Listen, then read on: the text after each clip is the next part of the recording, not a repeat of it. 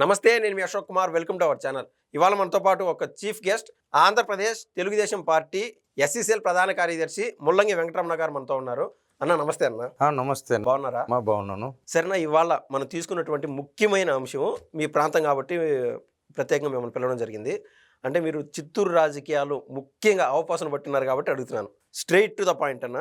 బోమన కరుణాకర్ రెడ్డి గతంలో టీటీడీకి చైర్మన్గా ఉన్నారు కాబట్టి ఆయన అనేక సేవలు అందించినాడు అనే కాన్ఫిడెన్స్తోనే ఇవాళ కూటమి ప్రభుత్వంలో జరుగుతున్నటువంటి ఈ యొక్క టీటీడీ అంటే తిరుమల తిరుపతి దేవస్థానంలో ఏమైనా అన్యాయాలు జరిగితే ఆయన మాట్లాడగలుగుతున్నాడు కాన్ఫిడెంట్గా అనేది బయట వైసీపీ సోషల్ మీడియాలో ప్రత్యేకమైన టాక్ ఇది. అసలు అంటే బోమన కరుణాకర్ రెడ్డి అంత సేవా దృక్పథం కలిగిన మనిషి అన్న.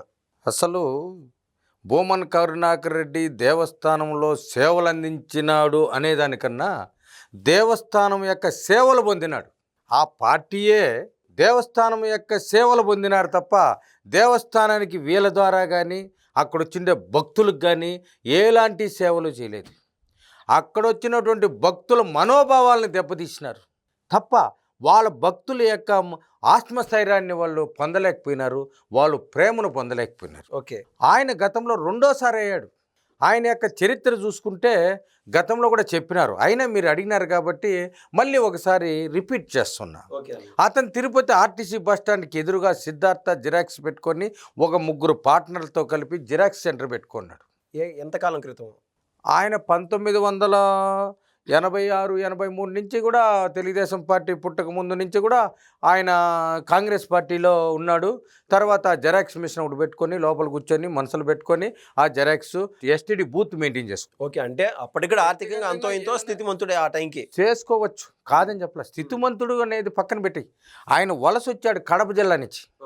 ఈ ఊరు కాదైంది, ఆయనది కడప జిల్లా. వైఎస్ రాజారెడ్డికి తో ఆయన యొక్క తోడుకొని వచ్చి ఆయన సేవలను ఇక్కడ ఆయన యొక్క దౌర్జన్యాలను అంటబెట్టుకొని ఇక్కడ రౌడీజం చేసుకుంటూ వచ్చినటువంటి ఫ్యామిలీ అది. అంటే ఒక్కనొక కాలంలో రాజారెడ్డి ఈయన 16 ఏళ్ల వయసులో రాజారెడ్డితో పాటు జైల్లో ఎందుకున్నాడు? జైల్లో ఇతను వచ్చి రాడికల్ స్టూడెంట్ అండి. రాడికల్ ఇతను భక్తి భావాలు లేవు, అభిమానం లేదు, ప్రేమ లేదు. ఇతను రాడికల్లో పోవడమే దౌర్జన్యాలతో ప్రజలను భయభ్రాంతులకు గురి చేసి అక్కడ దోచుకునేదానికి ఒక నక్సలైట్ అంటేనే భయపడతారు కాబట్టి దాంట్లో శిక్షణ పొందన పోయినోడే తప్పితే ప్రజలకు సేవ చేద్దామని కాదు. అంతకుముందే అన్నాడు ఆయన, నేను నాస్తికుని, నాకు భక్తి భావాలు లేనటువంటి, నేను ఇది అదిని ఇవంతా ఢాంబకాలు చెప్పాడు. తర్వాత కాంగ్రెస్ ప్రభుత్వం వచ్చిన తర్వాత రాజారెడ్డి కుమారుడైనటువంటి రాజశేఖర రెడ్డి గారు ముఖ్యమంత్రి అయితే ఈ నక్సలైట్ల యొక్క వాళ్ళందరినీ తోడుకొని వచ్చి ఆ నక్సలైట్లో చర్చిల్లో భాగంగా ఇతను ఒక మెంబర్గా వేశాడు. ఎందుకంటే గతంలో నీకు నక్సలైట్స్తో సంబంధం ఉండింది, నువ్వు వచ్చి ఈ నక్సలైట్తో మాట్లాడు అని చెప్పేసి అతను ఒక మెంబర్గా వేసి అతన్ని తుడా చైర్మన్ చేసి తర్వాత బోర్డు మెంబర్గా ఇచ్చి తర్వాత చైర్మన్గా ఇచ్చాడు. ఆయన అంతకుముందు బొట్టు పెట్టిన దాఖలాలు ఏమీ లేవు. మళ్ళీ పంచి కట్టుకున్నాడు, మళ్ళీ బొట్టు పెట్టినాడు. అవతారము శ్రీనివాసుడు యొక్క వచనాలు ఈ ప్రపంచ ప్రఖ్యాతి భూలోకంలోనే వెంకటేశ్వర స్వామి అంటే పవిత్రమైన దేవాలయం కాబట్టి అక్కడికి పోతే కూడా ఇవన్నీ చేయకూడదని అప్పుడు పంచి కట్టి అప్పుడు నామం పెట్టి మళ్ళీ పోయాడు తప్పితే అంతకుముందు అతని భక్తి భావాలు లేవు, ఏమీ లేవు. సరేనా, ఇక్కడ ప్రధానమైన ఒక ప్రశ్న, ఆయన నాస్తికుడు అని మీరు చెప్తున్నారు. అంటే ఆయన చెప్పిన విధానం నాస్తికుడు అన్నప్పుడు అటు క్రిస్టియానిటీకి ఇటు హిందూయిజానికి లేదా ముస్లిం అదే ఆచారాలకి దూరంగా ఉంటారు నాస్తిక తత్వం పాటించే వాళ్ళు. ఈ క్రమంలో అయితే ఆయన క్రిస్టియానిటీ ఆయనకి ఎప్పుడు అలవడింది? ఎందుకు చెప్తున్నారంటే ఆయన కూతురు అయినటువంటి నేహారెడ్డికి కూడా క్రిస్టియానిటీ పద్ధతిలో ఆయన వివాహం చేపించడం జరిగింది. నాస్తికుడికి ఒక మతం అలవడడం ఏంది? మతాలు సాంప్రదాయాలు లేనటువంటి పార్టీ అది. ఆ పార్టీ పుట్టడమే ఒక ఆర్థిక నేరాలతోనూ ఒక రాక్షసత్వం కిరాతకమైనటువంటి రౌడీజంతో పుట్టిన పార్టీ. ఒక రాజకీయ పార్టీ అంటే కొన్ని విలువలు ఉంటాయి. విలువలు లేని పార్టీ ఏదన్నా ఉంటే ఈ భూలోకంలో ఈ దేశంలో ఇది ఒకటే ఉంది. ఎందుకంటే ఆయన రావడమే పార్టీలో చేరిన వాళ్ళంతా చెంచల్గూడ జైల్లో చేరినారు. పార్టీ కార్యాలయంలో ఎవరు చేరలేదండి, అందరూ చెంచల్గూడ జైల్లో పోయేది వంగి ఈ డోర్ ఒకటి తీసుకొని ఇటు వంగిపోతారండి జైల్లోకి. అక్కడ పోయేసి పార్టీలో చేరినారు వీళ్ళందరూ. చాలామంది ఈ రాష్ట్రంలో చెంచల్గూడ జైల్లో చేరినారు. వైసీపీ పార్టీ అక్కడ Chanchalguda jail head quarter, care of Chanchalguda jail. అటువంటి పార్టీలో చేరిన వ్యక్తి ఆయన నిన్నేదో దేవస్థానంలో ఆవులు చనిపోయినాయన్నారు. ఈ భూలోకంలో ఆవు చనిపోకుండా ఏ గ్రామంలోనే ఉందండి? అవన్ పని కదా ప్రతి ఒక్కరికి ఆవు చనిపోకుండా ఉందా, మనిషి చనిపోకుండా ఉన్నాడా? అంటే గత ఆవులు పుట్టినప్పటి నుంచి ఈ భూలోకంలో కలియుగం నుంచి ఆవులు ఉన్నాయండి. పుట్టిన ఆవులు అట్నే ఉంటాయా? అన్న మీరు బాగానే చెప్తున్నారు, కాదనట్లేదు. కానీ ఆయన అంటుంది ఏంటంటే గతంలో ఆయన టీటీడీ బోర్డ్ చైర్మన్గా ఉన్నప్పుడు ఆవుల మరణాలు తక్కువగా ఉండేవి, ఇప్పుడు ఈ 1 సంవత్సరం అవ్వకముందే ఎక్కువ మరణాలు సంభవిస్తున్నాయి అని చెప్తున్నాడు. దానికి ఏమంటారు? అది ఆవు మరణించినప్పుడు నువ్వు పోయి ధర్నా చేసి ఆడ ఆవు చూపిస్తావా? ఆవులు చనిపోతాడు, మనుషులు చనిపోతున్నారు, ఆవులు కూడా చనిపోతాయి. ఆవులు ఎవరైనా చంపుతారండి? ఎందుకు చంపుతారన్న?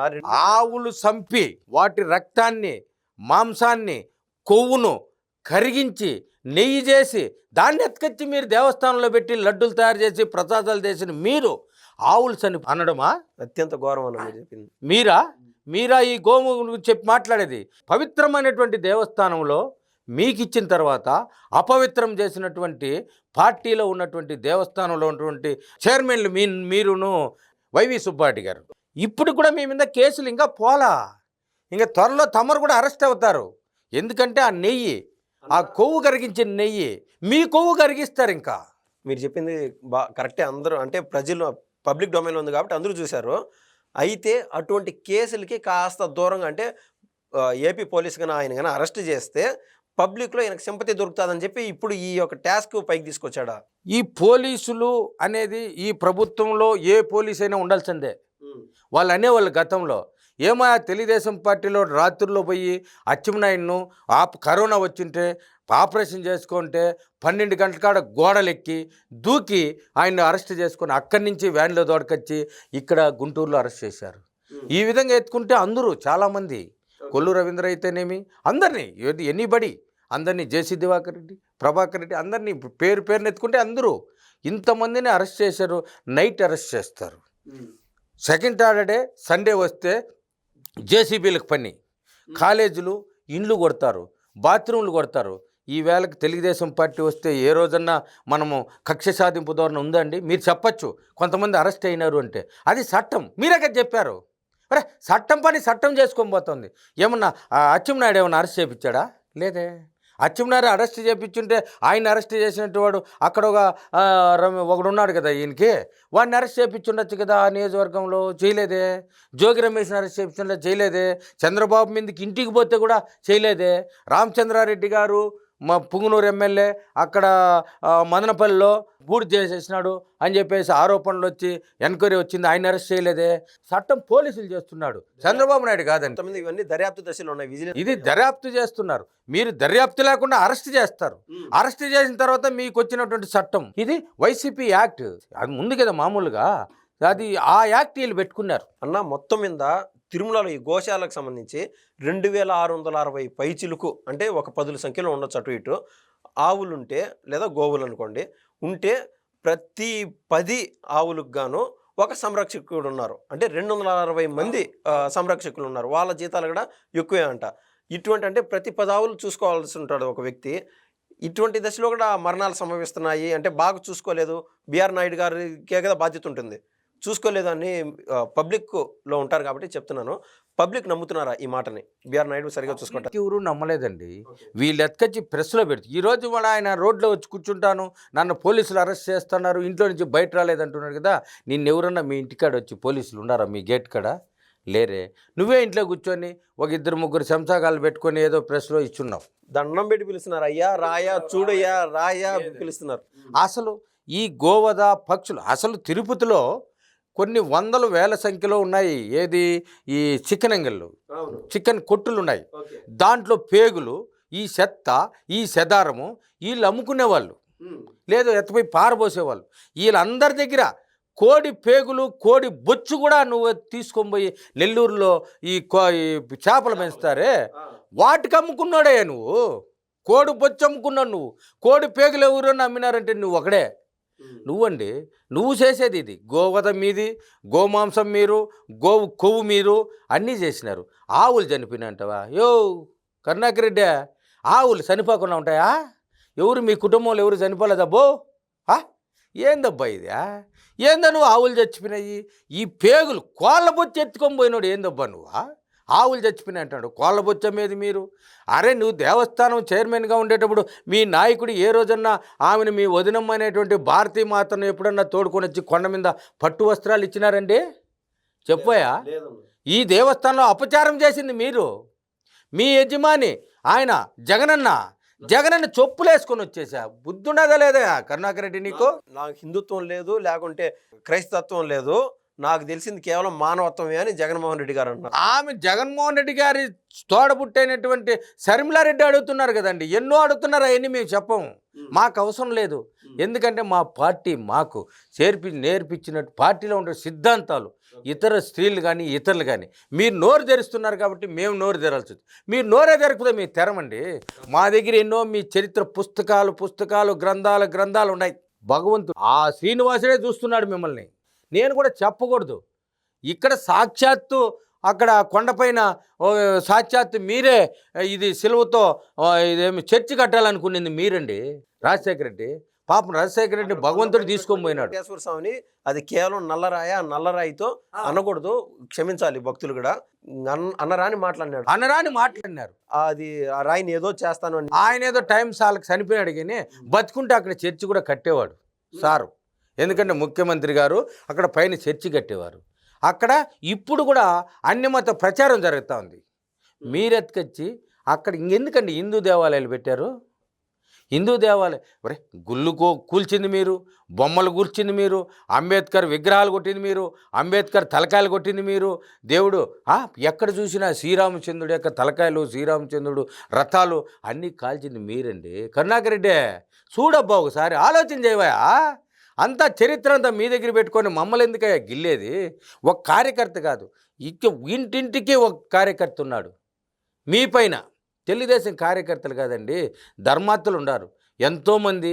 మీ యొక్క ప్రాణాలు ఎక్కడన్నా ఏ ఊరికన్నా శ్మశానాలకు పోతే మీతో పోరాటం చేయలేక ఆత్మహత్యలు చేసుకున్న వాళ్ళు, మీ చేతుల్లో చనిపోయిన శవాలు అక్కడున్నాయండి. ఈవేళకి ఎవరన్నా ఒక తెలుగుదేశంలో మీ కార్యకర్తను అరెస్ట్ చేశారండి గ్రామాల్లో? లేదే. ఒక పుంగనూరులోనే 600 మంది మీద మమ్మల్ని కేసులు పెట్టి నాన్న అగసాట్లు పెట్టారు కదా బా కరుణాకర్ రెడ్డి. కొంచెం చూడవా, ఏంది నువ్వు చేసే ఆటలు? బయట వచ్చి మాట్లాడుతున్నావు, మాట్లాడవా బయట మాట్లాడకుండా ఇంట్లో మాట్లాడేది ఏంది? ఇప్పుడు తిరుమలలో పూర్తి స్థాయి ప్రక్షాళన చేయాలని బిఆర్ నాయుడు గారు అనుకున్నారంటే దాదాపు 2000 మంది ఇతర మతస్థులు ఉన్నారు. పూర్తి స్థాయి ప్రక్షాళనలో భాగంగా టీటీడీ కొంచెం వేగవంతం చేసింది ఆ యొక్క వర్క్. అందుకు గాను ఈయన రోడ్లపైకి వచ్చి ఇలా చేస్తున్నాడు అంటే 2000 మంది మా వాళ్ళే ఉన్నారని చెప్పి ఈయన ఓపెన్ స్టేట్మెంట్ కూడా ఇవ్వడం జరిగింది భూమన కరుణాకర్ రెడ్డి. ఇప్పుడు ఎందుకంటే ఒక టెంపుల్ అన్ని తర్వాత ఒక ఆచారం ఉంది. హిందువులు కానీ, ముస్లిం కానీ, సిక్కులు కానీ ప్రతి ఒక్కరికి ఉంది. ఇప్పుడు హిందూ దేవాలయాలు ఈ భారతదేశంలో ఈ దేశానికి క్రికెట్ కెప్టెన్ ఎవరు చేశారండి? అజారుద్దీన్ చేశారు. ఈ దేశానికి రాష్ట్రపతిని చేశారు అబ్దుల్ కలాం చేశారు. ఈ గుళ్ళో ముస్లింను పెడతారా? లేదు టక్ చేసుకొని వస్తారా? ఎవరన్నా స్వామి టక్ చేసుకొని షూ వేసుకొని వస్తారా? ఒక ఆచారం, బ్రాహ్మణిజం పొందిన వాళ్ళు, వేద మంత్రాలు చదివిన వాళ్ళను ఎత్తుకొని వచ్చి పెడతారు. ఒక లగ్నం రాసుకోవాలంటే కూడా పోతారు. ఆచారము సాంప్రదాయాలతో చేసింది. మన మతాన్ని మనం ప్రేమించచ్చు కానీ ఇతర మతాన్ని ఖచ్చితంగా గౌరవించాలి. అదే మసీదులోకి పోయి ఒక హిందువులు పోయి ఆడ పూజలు చేయడం కానీ అది జరగని పని. ఒరే హిందువులు పోయి టోపీ వేసుకొని ప్రతి ఒక్క మసీదులో పోయి ప్రార్థనలు చేయొచ్చినామండి. హిందువులు వచ్చి ప్రతి ఒక్క క్రిస్టియన్ చర్చిలో ప్రార్థనలు చేసినామండి. అదే క్రిస్టియన్ వచ్చి ఏ రోజన్నా హిందువులు వచ్చి హిందూ మతానికి వచ్చి ప్రార్థన చేసినాడా? లడ్డు తినమంటే తింటాడా? దండం పెట్టమంటే పెడతాడా? పెట్టరే. అయినా మేము అన్ని మతాలను ప్రేమిస్తున్నాం, అన్ని మతాలు గుళ్ళో పోతున్నాం, అన్ని చర్చిల్లో పోతున్నాం. వాళ్ళు ఎవరు రావడం లేదు. అట్టని వాళ్ళ మతాలకు వాళ్ళు పెద్దగిని మేమే మతాన్ని విమర్శించలేదు బా. కరుణాకర్ రెడ్డి చూడబ్బా, మేమే మతాన్ని విమర్శించమయ్యా. మాకు అన్ని మతాలు ఒకటే, అన్ని మతాల్లో గురువులు, అన్ని మతాల్లో ఉన్నటువంటి ప్రజలు అందరినీ గౌరవిస్తామండి. మేము శిరస్సు వంచి నమస్కరిస్తాం. మీరు శిరస్సు మీద కత్తి పెడతారు. మీరు కత్తి పెట్టే సాంప్రదాయం మీది, పూలమాలేసే సాంప్రదాయం తెలుగుదేశం పార్టీది బా. కరుణాకర్ రెడ్డి చూడవా, చరిత్ర ఎత్తుకో అన్న. మొన్న ఒక రాష్ట్రంలో ప్రధానమైన ఇష్యూస్ 2. ఏదంటే ఒకటి పగడాల ప్రవీణ్ గారి విషయం. ఏది టీడీపీ లేదా ఈ కూటమి ప్రభుత్వానికి క్రిస్టియన్స్ని దూరం చేసే ఒక కుటిల యత్నం చేశారు. అంటే క్రిస్టియన్స్కి టీడీపీ దూరం అవ్వాలని చెప్పి. ఇప్పుడు చూస్తే హిందువులు కూడా దూరం చేయాలని. ఇది వాళ్ళు అనుకున్నటువంటి ఆశలు ఫలిస్తాయా? అరే భగవంతుడు శ్రీనివాసుని కిందే కదా ఆయన ఉన్నావు. లోక కళ్యాణం ఎక్కడి నుండి ఈ ప్రపంచంలో ఉన్నటువంటి అన్ని మతాలు కూడా వచ్చి సంతకాలు పెట్టి దేవుని దర్శించిపోతారు. మీరు సంతకాలు పెట్టేది లేదు. సంతకాడు కూడా అడిగితే తలకాయ తీయేస్తారు. మీకు భయపడి ఏ ఉద్యోగస్తుడు ఈ విధంగా ఉన్నాడు. ఈరోజు ఏ అధికారి దగ్గర పోయి ఎమ్మెల్యే కూడా పోయి దండం పెడతా ఉన్నారు. మీరా వాడు మీ వెనకంటే ఉండే చెంచాగాడు ఉంటాడే. ఇప్పుడు కరుణాకర్ రెడ్డి దగ్గరే కొంతమంది శిష్యులు ఉన్నారు. ఒకడు వచ్చిందే నడీ సెంటర్లో లక్ష్మీపురం సర్కిల్లో టీ అంగడి పెట్టుకున్నాడు. ఇంకోటి జీబులు దోలేవాడిని ఎత్తుకొచ్చింది కార్పొరేషన్కో ఒక కార్పొరేషన్లో ఒక మేయర్గా ఇచ్చినారు. ఈ విధంగా నీ దగ్గర ఉండే చెంచాగాళ్ళు టీ అమ్ముడే వాళ్ళు ఇది చేసినారు. కానీ చంద్రబాబు నాయుడు క్వాలిఫికేషన్ చూస్తున్నాడు వాళ్ళు పదవి ఇవ్వాలంటే. అన్న బొమ్మన కరుణాకర్ రెడ్డి గారు కొడుకు బొమ్మన అభినయ్ రెడ్డి పరిస్థితి ఏంది? బొమ్మన అభినయ్ రెడ్డి ఏమున్నది కలెక్షన్ కింగు. ఓకే, ఆయన పెట్టుకోలేదు. ఎందుకంటే ఆయన వెనకంటే కూడా కొంతమంది చెంచాగాళ్ళు ఉన్నారు. వాళ్ళు కలెక్షన్ చేస్తారు. ఆయనకి తెలుసు ఈ ప్రభుత్వము మేము నిలము, మమ్మల్ని ఎత్తి బొక్కలేసి కుమ్మేస్తారు. తిరుపతి పరిసర ప్రాంతాల్లో మనమేం భూములు కొనకూడదని తమిళనాడులో కొన్నారు. ఆ ఏడొచ్చింది హైదరాబాద్లో కొనుక్కున్నారు భూములని. నగిరికి ఆ పక్కంతా భూములు ఉన్నాయి. వీళ్ళ మీద సిట్ వేయాలా, ఏపిస్తాం. వీళ్ళ చెంచాగాల మీద కూడా వేపిస్తాం. వాళ్ళంతా పార్టీ మారి ఈ పక్క జనసేనలో కూడా కొంతమంది పోతూ ఉన్నారు. ఆ జనసేన అధ్యక్షుడు మా ఉప ముఖ్యమంత్రి చాలా పవిత్రమైనడు, చాలా జెన్యున్ క్యాండిడేట్. ఆయన కొన్ని కోట్ల రూపాయలు దాన ధర్మాలు చేసినాడు. ఏ రోజు మీ మాదిరి ఉండిలో డబ్బు ఎత్తుకొని పోయినాడు కాదు, ఉండిలో బంగారు ఎత్తుకొని పోయినాడు కాదు. రోజా కూడా ఈరోజు మీడియా ముందుకు వచ్చి మీరు చెప్పే పవన్ కళ్యాణ్ గారి గురించి, ఉప ముఖ్యమంత్రి గురించి అవాకలు చవాకలు వెళ్తా ఉంది. ఆమె మేలేది ఏముండదండి. ఆమె గురించి వద్దు, అది నోరు కాదు. ఆమె గురించి ఇంతకుముందే చాలా వీడియోలు చేశా, ప్రజలందరూ కూడా విన్నారు. ఆమె మళ్ళా జబర్దస్తిలోకి ఎంట్రీ అయింది. ఇంకా జబర్దస్తి డ్యాన్స్లు వేసుకుంటూ అవమానమని ఏదేదో ప్రయత్నం చేస్తుంది. ఆమె గురించి వద్దండి, మేము మాట్లాడము. రోజా గారు చాలా పవిత్రమైన వాళ్ళు, అపవిత్రమే ఆమెకు తెలియదు. ఎక్కడ కానీ చాలా పవిత్రంతో ఉన్నింది. అది ఈ రాష్ట్ర ప్రజలకు, ఈ దేశ ప్రజలకు తెలుసు. ఆమె గురించి మేము మాట్లాడము. తెలుగుదేశం పార్టీలో ఆమె గురించి మాట్లాడకూడదని డిసైడ్ అయిపోయినాం. ఏ మహిళ కన్నా ఈనంగా మాట్లాడిన వాళ్ళు చాలామంది ఉన్నారు. వాళ్ళ గురించి మీ ఎవరు నోరు తెరం. ఇతను కూడా ఈ ఆవుల గురించి మాట్లాడినాడు కాబట్టి మాట్లాడాల్సి వస్తుంది. చాలా ఉంది, ఇతని చరిత్ర చాలా ఉంది. ఇంకోసారి కలుద్దాం. ధన్యవాదాలు అన్న. ఓకే.